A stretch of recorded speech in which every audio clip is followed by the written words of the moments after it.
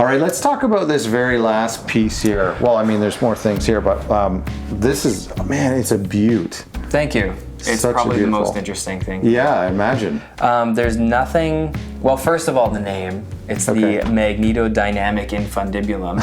And I've never heard of this. Yeah. Never heard of this.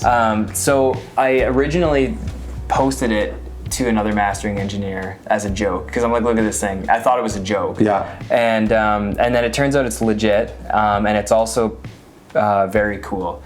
So it works primarily on transformers. Okay. And it's supposed to be, and it pretty much is, a substitute for a multi-band compressor, but it has no time constants. Everything is like instantaneous. Okay. So he calls it a soft clipper, which I guess is kind of true, but that's a bit misleading.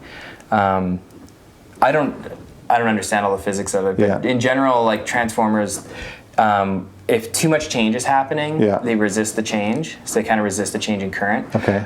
So Jacob Erland of Gyratec Audio, or Gyratec, however you say it, he realized this and decided to tune that so you could send specific frequencies back into a transformer on a third winding. Yeah. And the the sound resists itself. So if the sound gets above, I wouldn't even say it's like a threshold per se. Yeah. As it's increasing louder, it pushes back on itself. Wow. So instead of cutting it off or doing a compressor where it's like affecting the whole thing, it's like literally only those harmonics are canceling themselves out. Wow. Which is really cool. Yeah. And it's very transparent, which is in line with the whole aesthetic. Yeah, totally. Can you walk me through like what we see here? So this is the main section. Okay. You set the threshold of, a threshold is, again, like I say, it's kind of like a gray area. Right. But anyways, that sets the sensitivity of the soft clipping action. And then you can also set the level that it works at. Okay. So that would be, I don't know if that's like I wouldn't say it's like a parallel, but I don't actually know how this thing technically works. I'm not going to lie. But I would say that I'm totally lost. Yeah, so you set where the action is happening, and then this sets how much action is happening. Okay. And because it's on the whole band, you can select white, pink, and red, which are equivalent to your white noise, pink noise, red noise. Okay. And for anybody who's not familiar with that, they're like different slopes. Like if you had a frequency balance that was completely flat as far as the physics of it goes, it would sound crazy bright and like really harsh and no bass. Yeah. Right. So in general, if you want to like trim off the low end, you can set it to white. If you want to trim off the high end, you can set it to red. And pink is like kind of like our ears really like that balance. Okay. Pink noise is generally like what people like to hear in music. Okay. Nowadays. Yeah. Like in the 80s, it was a little bit closer to white, like not at white. I just mean like pink would be a little bit dark for them, but that's where we're at now. So that's the main section. Then there's the low section. The cut kind of works like an EQ, but the clip does the same thing as this. However, you can set the frequency that this, it looks like it's a low pass filter, but what that means is it's allowing the frequencies below that to do the thing. The clipping and the transformer. Okay. Again, you have your level. And then same thing with the mid, except with the mid you can either choose the reverse action, so kind of like a high pass action. Yeah. Or the opposite. It's weird. Yeah. It means it's allowing the high frequencies above that in. And then the bell shape, same thing. And then the high is just a bell shape.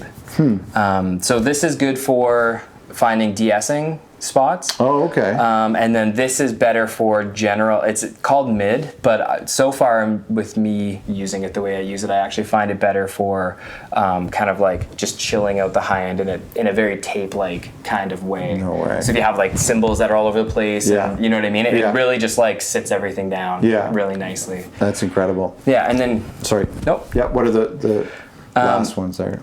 This is another filter, right? So high pass filter, 25 and 35 hertz. Jeez. So there are options that aren't on this one. I end up always using this one so far.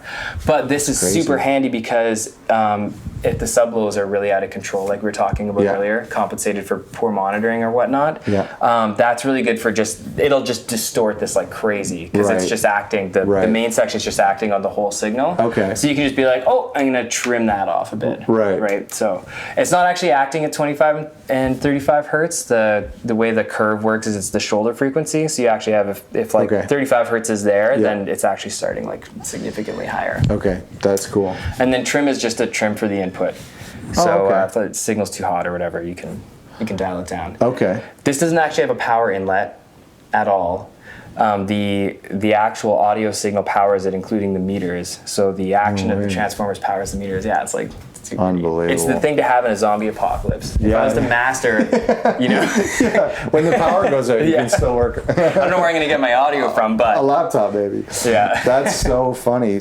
So how did you find out about this? Like, well, like I said, I found it randomly looking at mastering stuff. Yeah. And I thought it was a joke. But the more I ended up stumbling across it, and it looks. Are they still in production? Yep. Oh yeah. Oh, okay. Yeah, I have number 142. So there's probably maybe 145 of them made right now. No way. 145. Yeah. So they're custom, like once you want it. Oh wow. Yeah.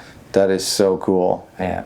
He makes a lot of stuff, and apparently all of it's pretty good. Yeah. But this is the thing to have because it was this or multiband compressor, and this just sounded to be like way more along the lines of what I'm into as a mastering engineer. So. Yeah, that's really cool. And it's an absolute stunner of a piece. Yeah. And because it's all transformers, if you want some saturation effects, you can just slam the front end of it, and it's glorious. Unbelievable. And super tweakable. It's huge. I don't use it as a distortion box or a saturation box, but like when the need comes up, this is like definitely fit in the bill pretty nicely. It's incredible. How many rack units is it there? Like 4. 4, eh? Yeah. Unbelievable.